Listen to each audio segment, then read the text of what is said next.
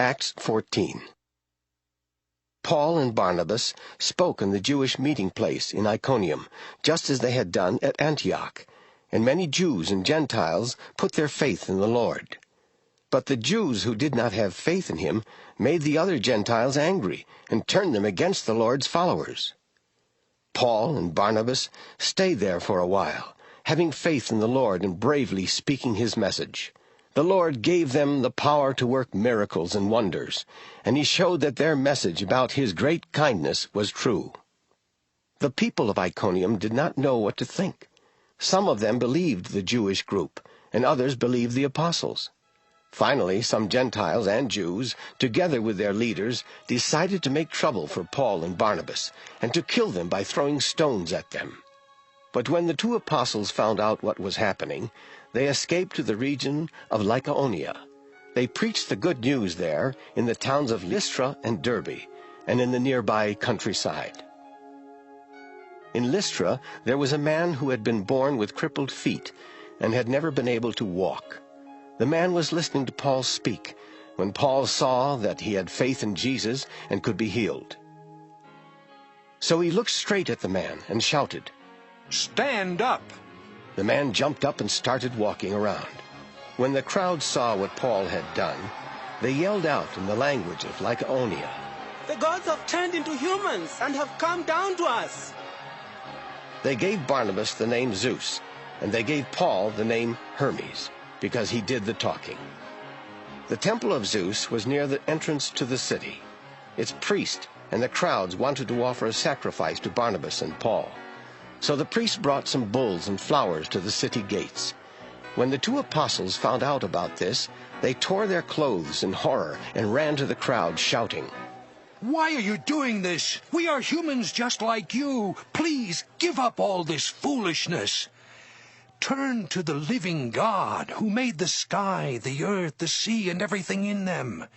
In times past, God let each nation go its own way, but he showed that he was there by the good things he did. God sends rain from heaven and makes your crops grow. He gives food to you and makes your hearts glad."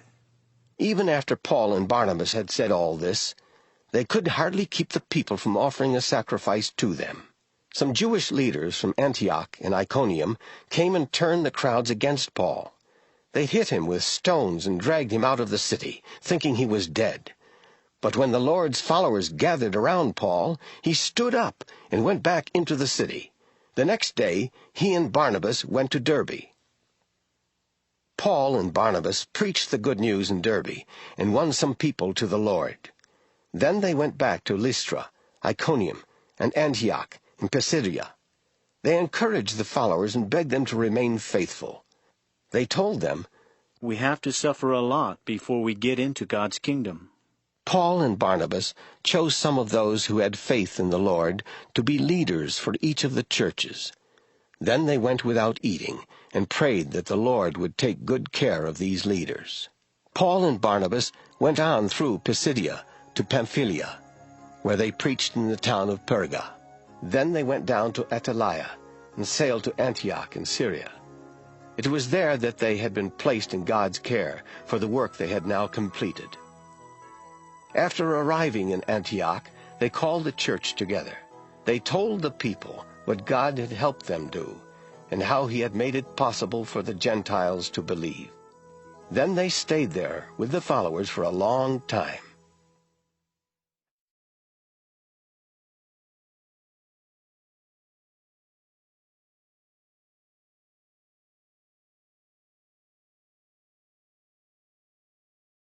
Acts 14. Paul and Barnabas spoke in the Jewish meeting place in Iconium, just as they had done at Antioch, and many Jews and Gentiles put their faith in the Lord.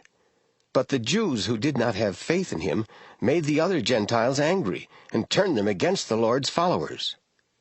Paul and Barnabas stayed there for a while, having faith in the Lord and bravely speaking his message.